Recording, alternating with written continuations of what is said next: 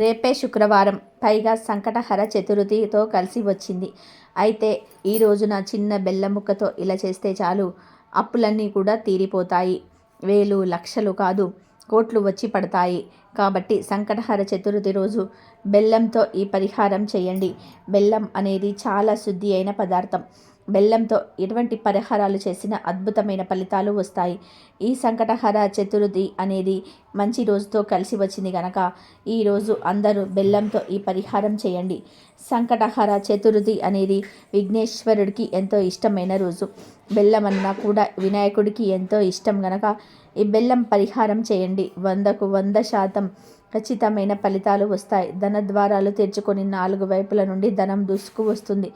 మీకు ఉండే ధన సమస్యలన్నీ కూడా పోతాయి. చాలా అద్భుతమైన ఫలితాలు వస్తాయి.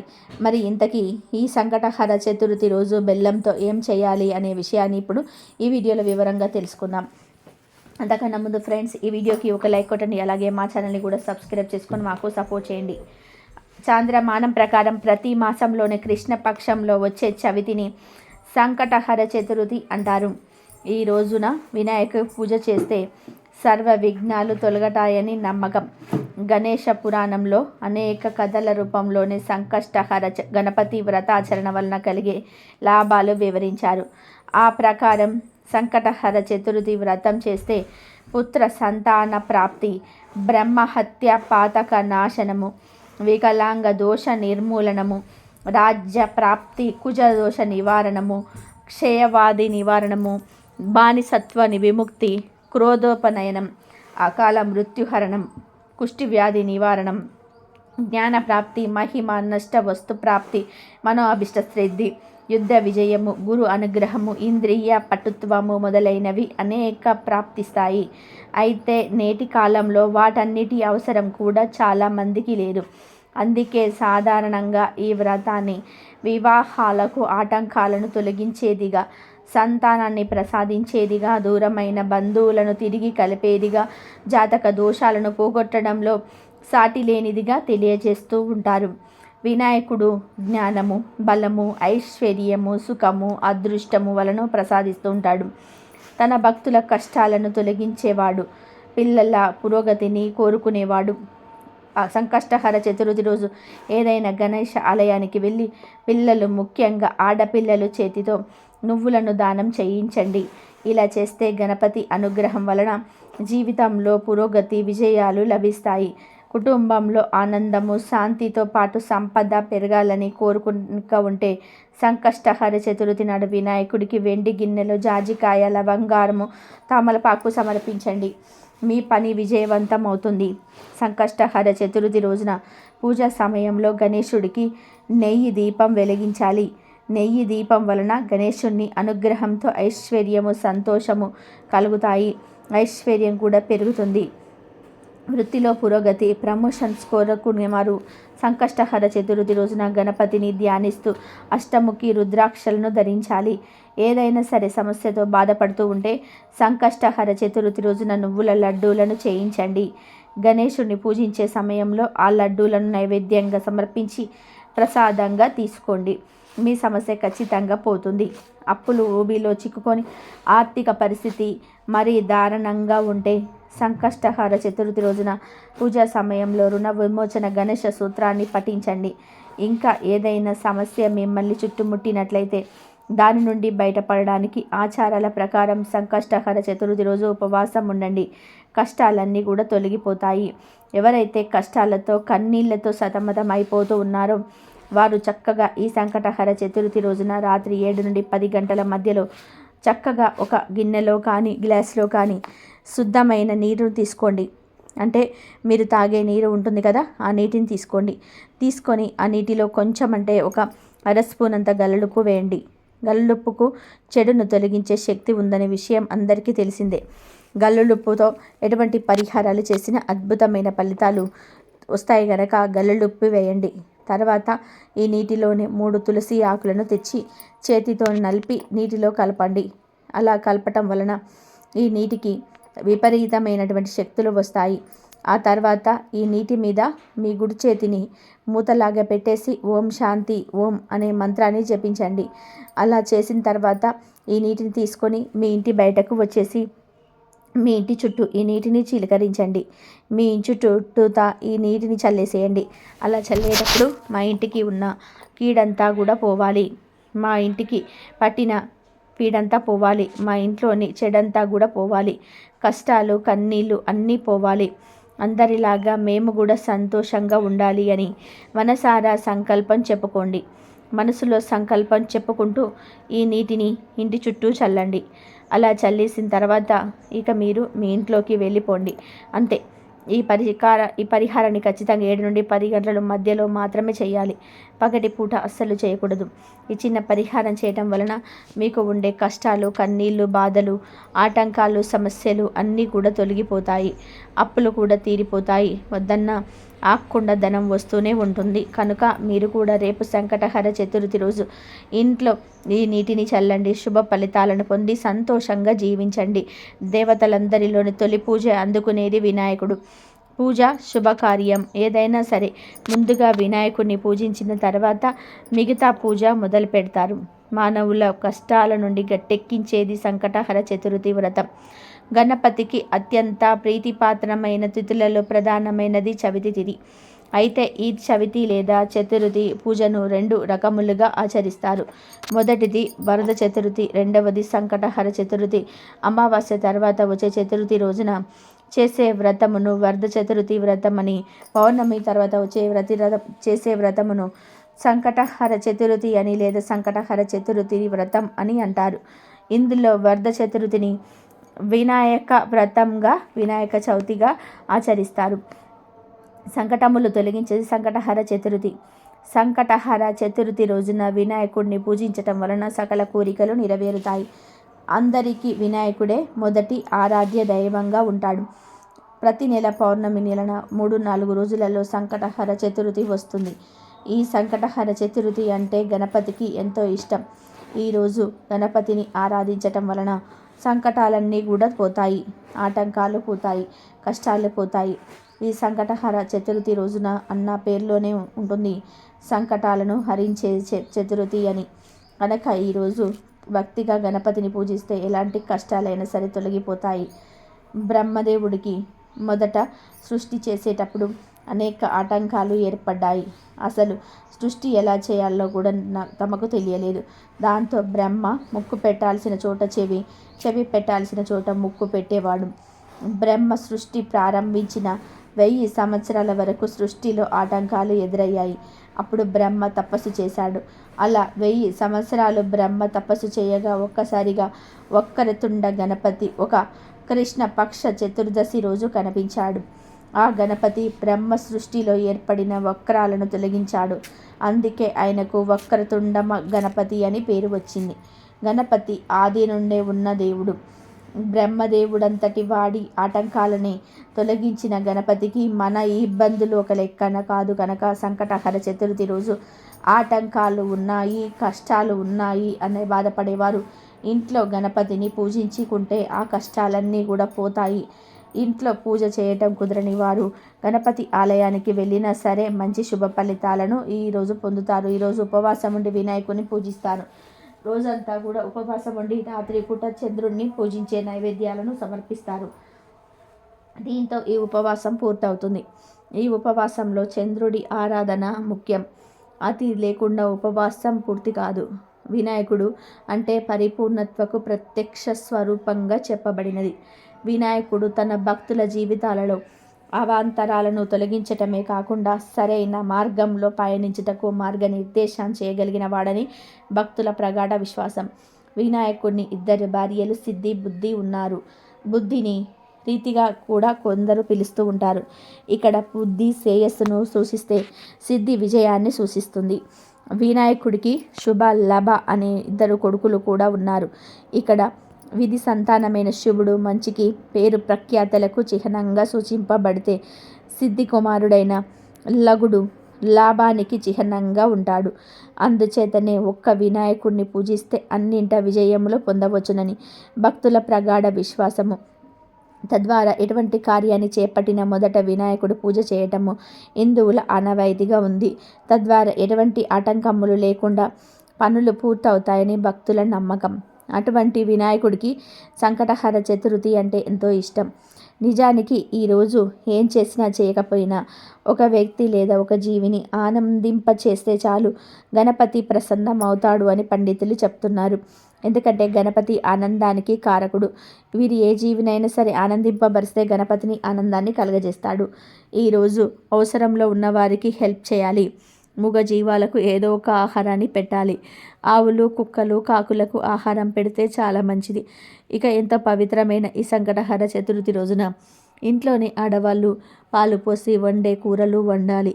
అంటే సొరకాయ, బీరకాయ, పొట్లకాయ, ఆనపకాయ, ములక్కాయ లాంటి కూరలు వండుకోవాలి.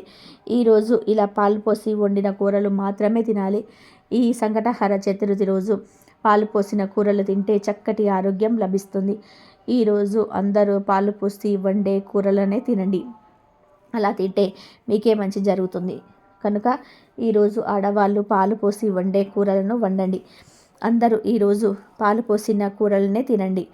అలా తినటం వలన చక్కటి ఆరోగ్యం లభిస్తుంది. విఘ్నేశ్వరుడి అనుగ్రహం కలుగుతుంది. ఈరోజు పాలు పోసిన కూరలను తినటం వలన కష్టాలన్నీ కూడా పోతాయి.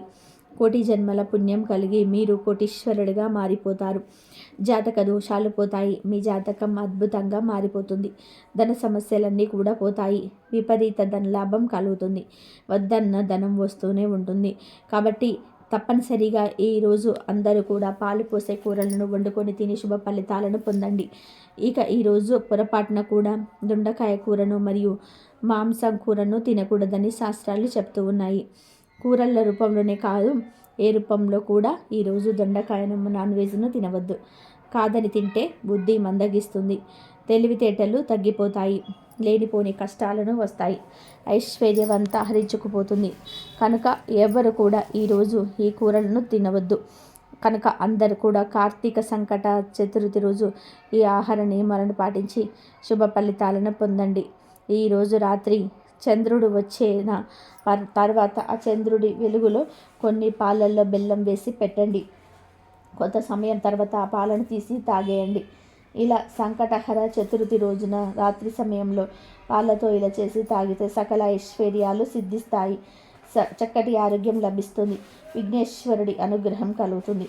ఇక ఇలాంటి అద్భుతమైన రోజు ఎవరైతే భరించలేని ఆర్థిక సమస్యలతో ఇబ్బంది పడుతున్నారో వాళ్ళు ఈరోజు ఉదయం లేచి శుభ్రంగా స్నానం చేసుకొని గరికతో గణేశుడిని పూజించుకోవాలి.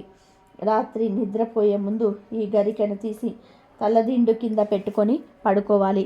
ఇలా చేస్తే మీకున్న సమస్యలన్నీ కూడా తీరిపోతాయి. మీకు లక్ష్మీ కటాక్షం సిద్ధిస్తుంది.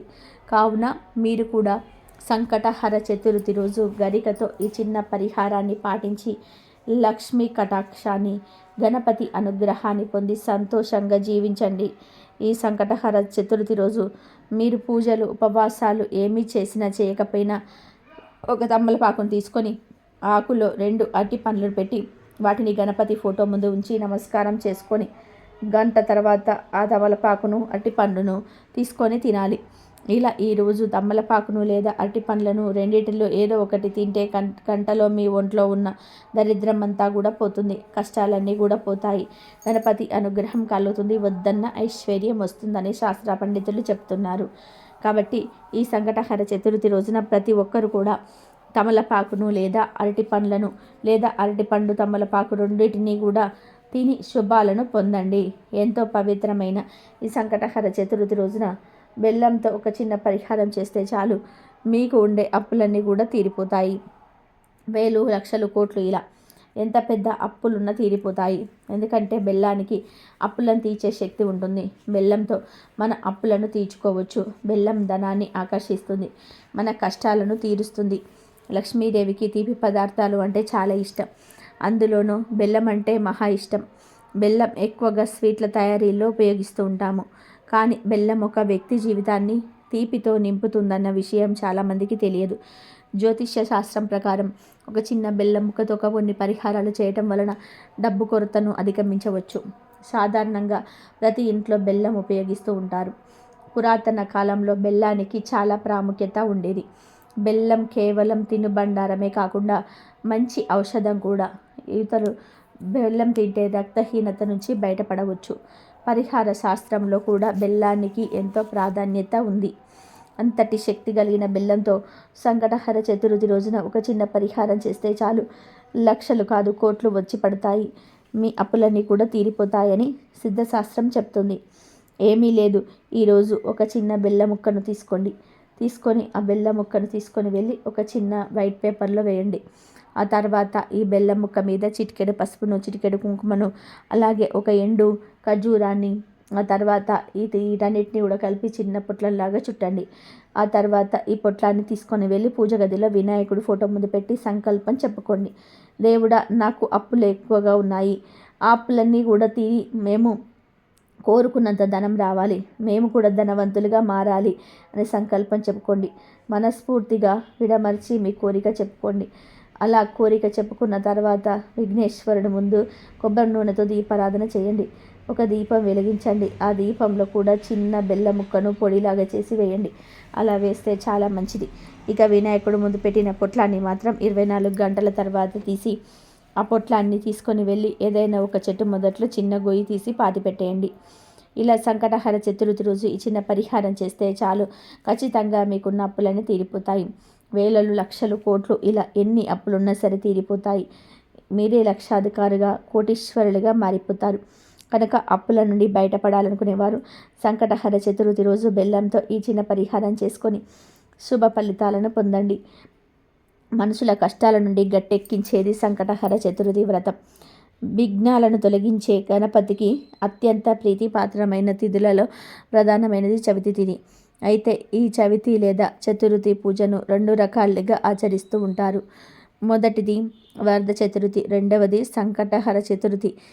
అమావాస్య తర్వాత వచ్చే చతుర్దశి రోజున చేసే వ్రతమును వరద చతుర్థి అని, పౌర్ణమి తర్వాత వచ్చే చతుర్థి రోజున చేసే వ్రతమును సంకష్టహర చతుర్థి అని లేదా సంకటహర చతుర్థి వ్రతం అని అంటారు. ఇందులో వరద చతుర్థిని వినాయక వ్రతంగా వినాయక చవితి రోజున ఆచరిస్తారు.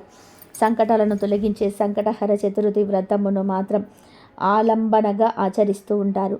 పౌర్ణమి తర్వాత వచ్చే చవితిని సంకటహర చతుర్థి అని పిలుస్తూ ఉంటారు.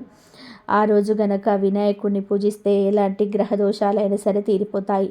పెళ్ళి కాకపోవడం, పిల్లలు లేకపోవడం లాంటి కష్టాలను తొలగిపోతాయి. ఆర్థిక సమస్యలని దూరం అయిపోతాయి. సంకష్టహర చతుర్థి ఎంతో పవిత్రమైన రోజు. ఈ సంకష్టహర చతుర్థి వ్రతాన్ని ఆచరించి పార్వతీదేవి ఎన్నో శుభ ఫలితాలను పొందిన పురాణాలు చెప్తూ ఉన్నాయి. అంతేకాదు అగస్త్య మహర్షి సప్త సముద్రాలను ఆపోసవనం పట్టడానికి గల శక్తినిచ్చింది ఈ వ్రతమే. ధర్మరాజు ఈ వ్రతాన్ని ఆచరించి యుద్ధంలో శత్రువులను సంహరించి రాజ్యాన్ని పొందాడు. అహల్యాదేవి తన శాపాన్ని తొలగించుకున్నాక ఈ వ్రతాన్ని ఆచరించి తన భక్త గౌతమ మహర్షిని చేరింది. ఆంజనేయుడు లంకా నగరంలో సీతాదేవిని వెతుకుతూ ఈ వ్రతం చేస్తానని మొక్కుకోగా అశోకవనంలో సీతాదేవిని చూడగలిగాడు. ఈరోజు వ్రతం చేసినా చేయకపోయినా గణపతిని పూజించిన వారి ధర్మార్థ కామ మోక్షదులు తప్పక నెరవేరుతాయి. సంకటహర చతుర్థి రోజున ఉపవాసం ఉండడం కానీ వ్రతం చేయడం కానీ కుదరకపోయినా పర్వాలేదు. ఆ రోజు ఓ 4 సార్లు సంకట నాశన గణేష స్తోత్రాన్ని చదివి దగ్గరలో ఉన్న వినాయకుడి గుడికి వెళ్ళినా కూడా ఆ స్వామి ప్రసన్నం అవుతాడు.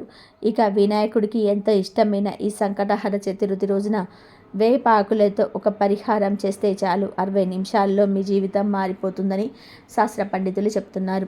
అసలు ఏం చేయాలి అంటే ఏమీ లేదు. సంకటహర చతుర్థి రోజున ఉదయాన్నే 2 రెమ్మల వేపాకులను కోసి తెచ్చుకోండి. వేపాకులకు మన కష్టాలను తొలగించి మన జీవితాన్ని అద్భుతంగా మార్చేసే శక్తులు ఉన్నాయి కనుక వేపాకులను తెచ్చుకోండి. తర్వాత ఆ వేపాకులను ఒక రాగి ప్లేట్లో కానీ ఇత్తడి ప్లేట్లో కానీ వేయండి. ఈ స్టీల్ ప్లేట్లో మాత్రం వేయొద్దు. ఇలా ఆకులను ప్లేట్లో వేసిన తర్వాత ఆ ప్లేట్ను తీసుకొని వెళ్ళి పూజ గదిలో గణపతి ఫోటో ముందు పెట్టండి.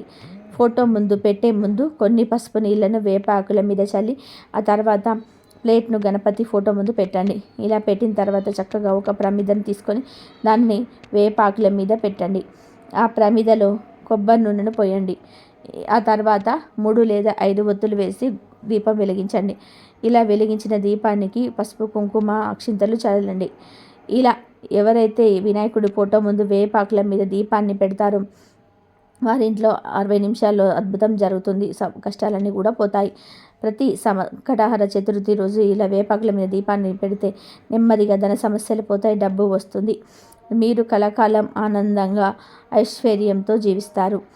అదేవిధంగా సంకటహర చతుర్థి రోజున 2 వేప కొమ్మలు తెచ్చుకొని ఆ కొమ్మలను మీ మెయిన్ డోర్కి రెండు వైపులా కట్టండి.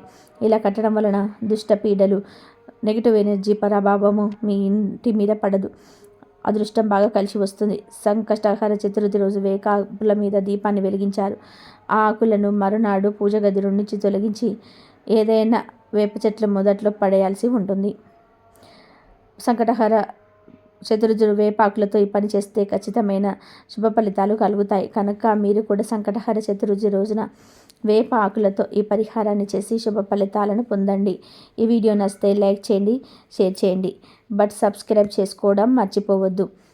ఈ వీడియో కనుక మీకు నచ్చితే లైక్ చేసి షేర్ చేసి సబ్స్క్రైబ్ చేసుకోండి. సంకటహర చతుర్థి రోజు ఈ విధంగా దీపాన్ని వెలిగించండి. వేపాకుల మీద దీపాన్ని కొబ్బరి నూనె పోసి దీపాన్ని వెలిగించినట్లయితే మీకు ఖచ్చితంగా మీకుండే అప్పులన్నీ కూడా తీరిపోతాయి.